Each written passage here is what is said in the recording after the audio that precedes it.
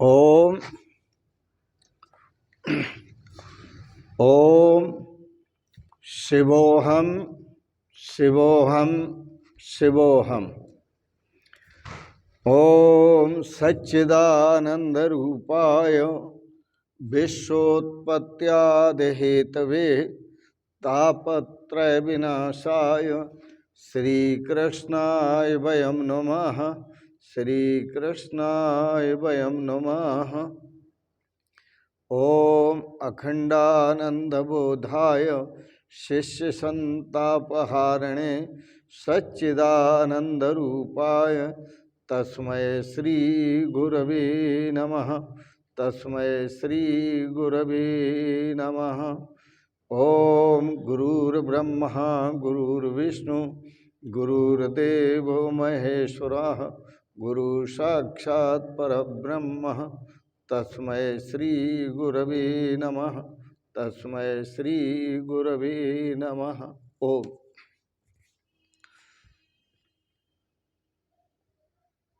पूर्व प्रसंग में श्रीमद् भागवत के कथा प्रसंग में धर्म प्रकरण का श्रवण कर रहे थे आप। धर्म प्रकरण के बाद अर्थ प्रकरण प्रारंभ होता है, परंतु याद रखना अर्थ से कभी किसी को शांति नहीं मिलती।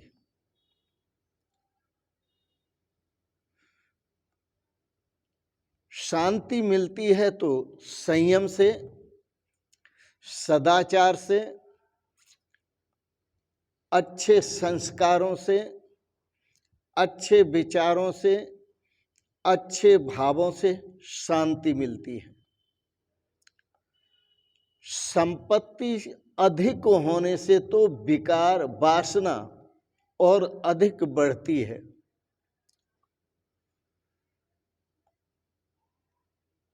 इसलिए पहले धर्म का प्रकरण आया और बाद में अर्थ का प्रकरण प्रारंभ होता है। अर्थ के प्रकरण में ध्रुव आख्यान की कथा है और ध्रुव आख्यान में यह जीव मात्र की कथा है। उत्तानपाद की कथा है, यह जीव मात्र की कथा है। मैत्रेय जी ने मनु महाराज की 3 कन्याओं के वंश का वर्णन किया। मनु महाराज के 2 पुत्र थे, एक प्रियव्रत और दूसरे उत्तानपाद। अब उत्तानपाद की कथा का वर्णन आता है। उत्तानपाद की 2 पत्नियां थीं, एक का नाम सुरुचि था, दूसरी का नाम सुनीति था। सुरुचि के पुत्र का नाम था उत्तम और सुनीति के पुत्र का नाम था ध्रुव। इस संसार में जीव मात्र ही उत्तानपाद है, क्योंकि जब मां के गर्भ में जीव होता है तो इसके पैर ऊपर होते हैं और सिर नीचे होता है। इसलिए इस जीव को ही, जीव मात्र को ही उत्तानपाद कहते हैं। जन्म से पहले सभी के पांव ऊपर होते हैं। जब जीव का जन्म होता है तो पहले सिर बाहर आता है, फिर पैर आते हैं।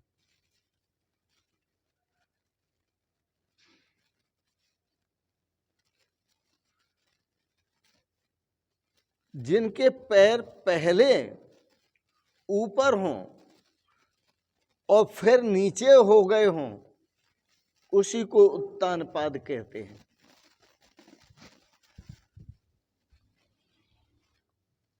यह जीव एक ऐसा है, इसके पैर ऊपर भी होते हैं और नीचे भी होते हैं। माँ के गर्भ में ऊपर होते हैं, सिर नीचे होता है, और बाहर आने पर पैर नीचे होते हैं, सिर ऊपर होता है। उत्तानपाद की दो पत्नियां सुरुचि और सुनीति। सुरुचि से उत्तम की उत्पत्ति हुई और सुनीति से ध्रुव की।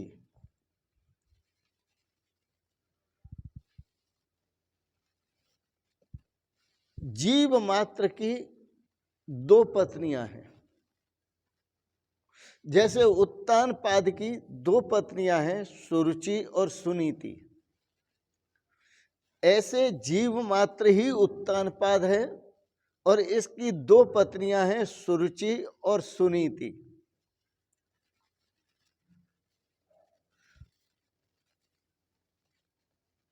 और मनुष्य मात्र को जो प्रिय लगती है, उत्तानपाद को सुरुचि अति प्रिय थी, सुनीति प्रिय नहीं थी। इतनी प्रिय नहीं थी सुनीति जितनी सुरुचि प्रिय थी। जीव मात्र को सुरुचि ही अत्यंत प्रिय लगती है। मनुष्य मात्र को सुरुचि से ही अधिक प्यार है, और अधिक प्यार होने से इंद्रियां जो भी मांगती हैं, उन विषयों का उपयोग करने की इच्छा ही सुरुचि है। इंद्रियां जो जो मांगती हैं, उन भोगों का उपभोग करने की जो इच्छा जागृत होती है, वही सुरुचि है। सुरुचि का अर्थ होता है वासना। यह प्रत्येक जीव के अंदर वासना है और उस वासना से जीव अभिभूत है, वासना से घिरा हुआ है। अब वो वासना में ऐसा जकड़ा हुआ है कि वासना से बाहर आना इसका मुश्किल है।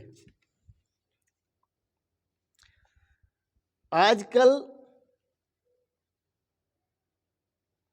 समय ऐसा आया है कि सभी को सुरुचि प्रिय है, सुनीति किसी को भी प्रिय नहीं है। इसलिए वह अपनी इंद्रियों का लालन करता है। इंद्रियां जो भी मांगती हैं, जो भी अच्छा लगता है, वही इंद्रियों को देता है और वही मनुष्य करने लगता है। वह न तो शास्त्र से पूछता है, न शास्त्र की मर्यादा को देखता है, न वह धर्म को पूछता है, न धर्म की मर्यादा को देखता है, और न वह संतों को पूछता है, न संतों की मर्यादा को देखता है। सुरुचि, सु का मतलब है बहुत अच्छा, और रुचि का मतलब है मन पसंद।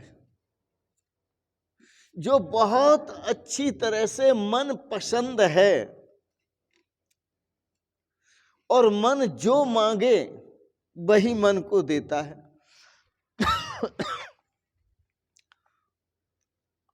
और उन्हीं भोगों में मनुष्य आतुर होता है, उन भोगों को प्राप्त करने के लिए, और आतुर होकर के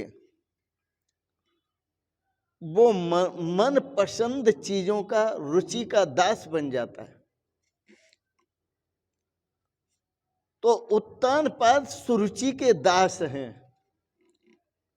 वो जो भी बात मानते हैं वो सुरुचि की मानते हैं, सुनीति की नहीं मानते।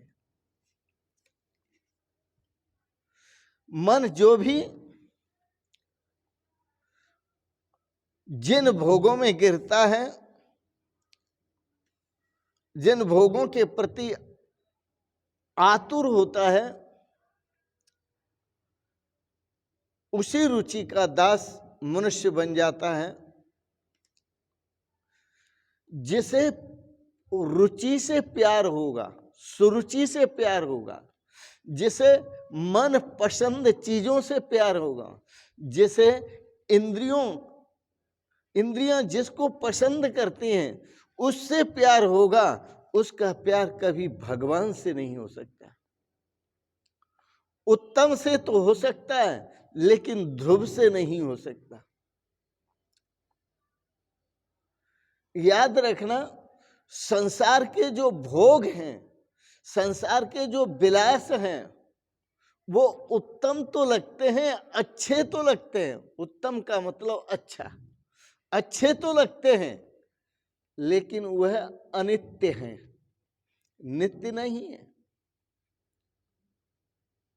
और जो परमात्मा स्वरूप का जो आनंद है, जो सुरुचि से, जो सुनीति से प्राप्त होता है, सुनीति से, सदाचार से प्राप्त होता है, सद्भावों से प्राप्त होता है, सद्भावना से प्राप्त होता है, सद्विचारों से प्राप्त होता है, सद्मार्ग से प्राप्त होता है, वह ध्रुव है। ध्रुव हमेशा रहने वाला आनंद है। तो यह जीव मात्र की कथा है, पर मनुष्य की नीति है कि वह सुरुचि का दास बनता है। इंद्रियां जो मांगती हैं वही देने के लिए लालायित तो हो जाता है, आतुर हो जाता है। मन जो मांगता है वही देने के लिए आतुर हो जाता है, पर सुनीति इसका विरोध करती है। सुनीति इसका विरोध करती है और सुनीति कहती है, संभल कर कदम जिंदगी में उठाना, अजब है ये दुनिया, गजब है जमाना। एक एक कदम फूंक फूंक कर रखो। यह दुनिया अजब है, गजब है। और यह क्यों गजब है, क्यों अजब है कि देख के रीझ न जाना। देख के, सुनीति कहती है, देख के रीझ न जाना ऊपर की सफाई पर। देख कर रीझ न जाना ऊपर की सफाई पर। अरे सोने का बर्क लगा है गोबर की मिठाई पर। सोने का बर्क लगा है गोबर की मिठाई पर। सुनीति सावधान करती है, लेकिन जो इंद्रियों का दास है वो प्रभु का दास कैसे बन पाएगा? जो मन का दास है वो प्रभु का दास कैसे बन पाएगा? इंद्रियां विषयों में दौड़ती हैं, मन विषयों में दौड़ता है, जीभ रसना जो अच्छा लगता है, जो स्वाद लगता है, उसको खाने के लिए दौड़ती है।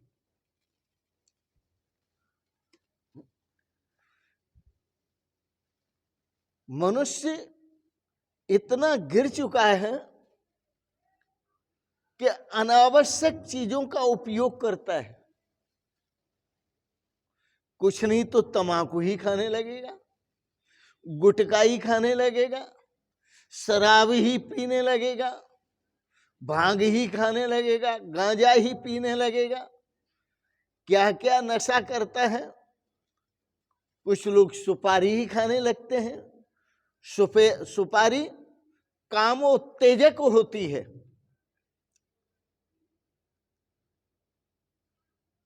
लोगों की आदत होती है व्यर्थ की आदतों को डाल लेना जीवन में, अनावश्यक आदतों के साथ जुड़ जाना।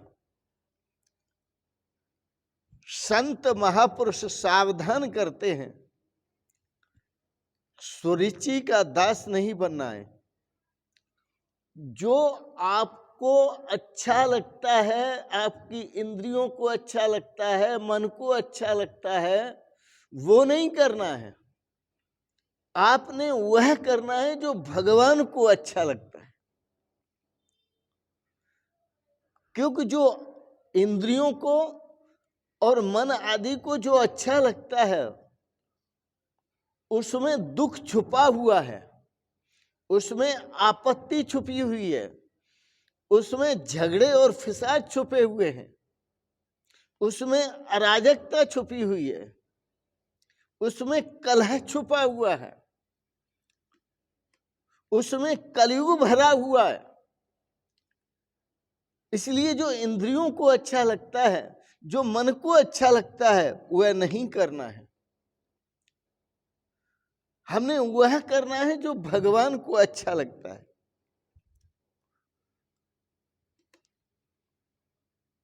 सोचिए, अब भगवान को क्या अच्छा लगता है।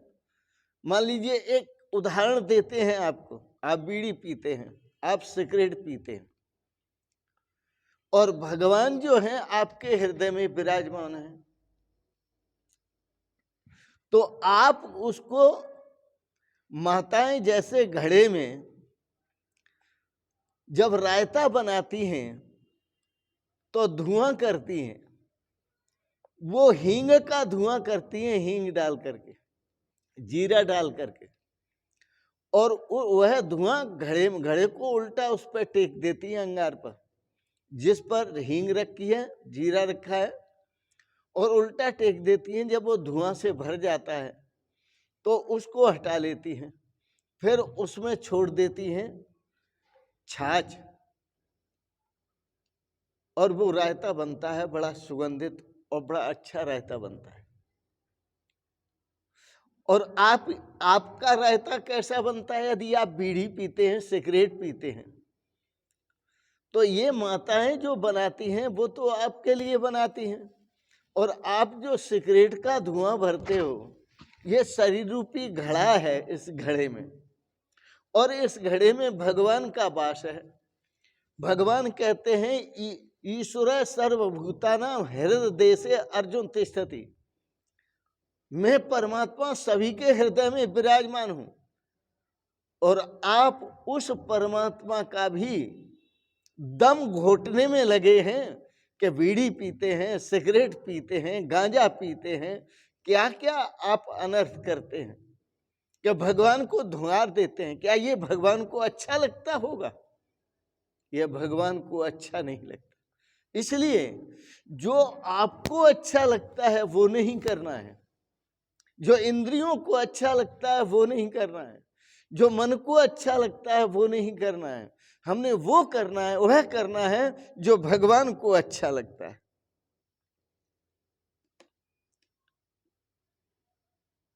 मनुष्य मात्र को शास्त्रों ने संयम का उपदेश दिया है। मनुष्य मात्र को शास्त्र ने सदाचार का उपदेश दिया है। मनुष्य मात्र को भगवान भी अवतार लेकर आते हैं तो वह भी संयम और सदाचार और साधना का उपदेश देते हैं।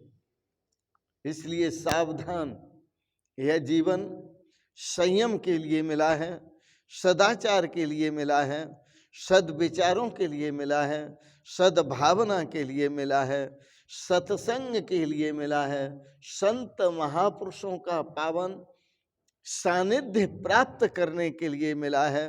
तो मनुष्य मात्र को सुनीति से प्यार होना चाहिए, न कि सुरुचि से।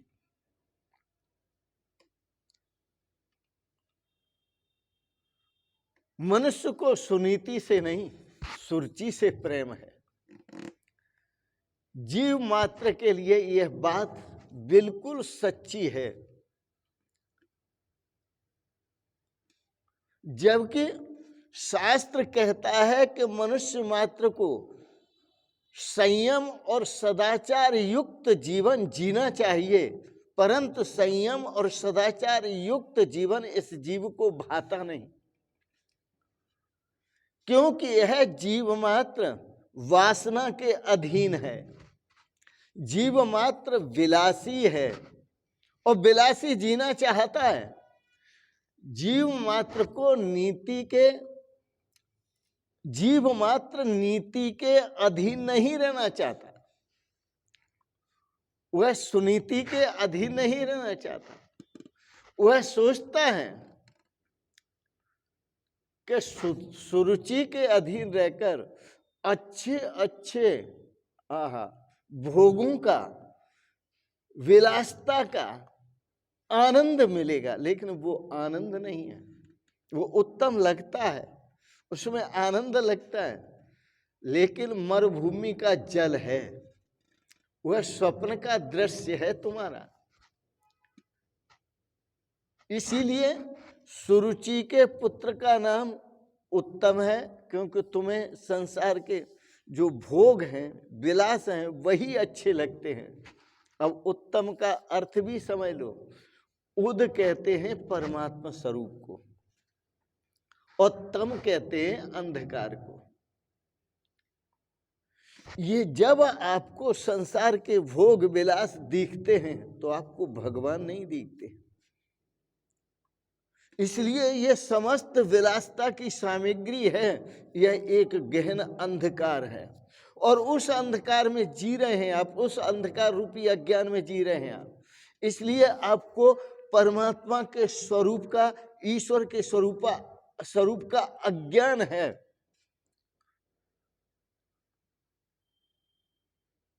तो संसार के अज्ञान के कारण आपको संसार के विषयों का जो क्षणिकानंद है वह तो आपको दिख रहा है, लेकिन परमात्मा के स्वरूप का जो परमानंद है वह आपको नहीं दिख रहा।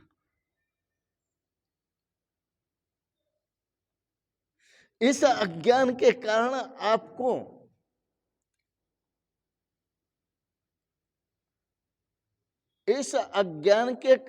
आपको जो दिख रहा है क्षणिकानंद, विषयानंद, भोगानंद, वो केवल अज्ञान के कारण दिख रहा है। और आपकी दृष्टि इतनी अभिभूत हो चुकी है कि संसार का भोग विलास, दृश्य परदृश्य सब दिख रहा है आपको, लेकिन जिसे देखना चाहिए वही नहीं दिख रहा। जो परमात्मा है उसी को नहीं आप देख पा रहे हैं, क्योंकि सुरुचि में फंसे हुए हैं आप। इसलिए मनुष्य जो विलासी जीवन जीना चाहता है वह विलासी जीवन जीना छोड़े और ईश्वर के स्वरूप का वह करे जिससे ईश्वर के स्वरूप का ज्ञान प्राप्त हो। और ईश्वर के स्वरूप का ज्ञान प्राप्त तब तक नहीं हो सकता जब तक जीव मात्र का जीवन विलासी रहेगा। ईश्वर का ज्ञान विलासी को नहीं हो सकता, याद रखना। ईश्वर का ज्ञान कभी विलासी पुरुषों को नहीं हो सकता। ईश्वर का ज्ञान होता है तो विरक्त पुरुष को होता है, जो संसार से, जो संसार के भोगों से, जो संसार की विलासता से विरक्त हो जाता है और अपना जीवन परमात्मा स्वरूप को समर्पित करता है, परमात्मा को समर्पित करता है, वही परमात्मा के स्वरूप का ज्ञान प्राप्त करता है और अपने जीवन में श्रेय और सौभाग्य को प्राप्त करता है और अपने जीवन में शाश्वत शांति और शाश्वत सुख और शाश्वत आनंद को प्राप्त करता है। वही अपने जीवन में इस टेम्परेरी सुख से मुक्त होकर उस परमानंद स्वरूप परमानेंट आनंद को प्राप्त करता है। तो इन शब्दों के साथ ही आज के प्रसंगत वाणी को विराम दूंगा। आपने बड़े प्रेम और श्रद्धा से श्रीमद् भागवत का प्रसंग श्रवण किया, ध्रुवाख्यान का, इसके लिए बहुत बहुत अनुग्रहित हैं। अर्थ प्रकरण है, इसका श्रवण किया, बहुत बहुत अनुग्रहित हैं। आपके और आपके परिवार के प्रति भगवान से मंगलमयी शुभ कामनाएं करता हूँ। भगवान आपको सपरिवार सदा स्वस्थ और सुखी रखे। इन शब्दों के साथ ही ढेर सारी कामनाएं करते हुए, मंगलमय शुभ कामनाएं करते हुए आपको बहुत बहुत आशीर्वाद, बहुत बहुत प्रणाम। प्रणाम। शिवोहम शिवोहम शिवोहम।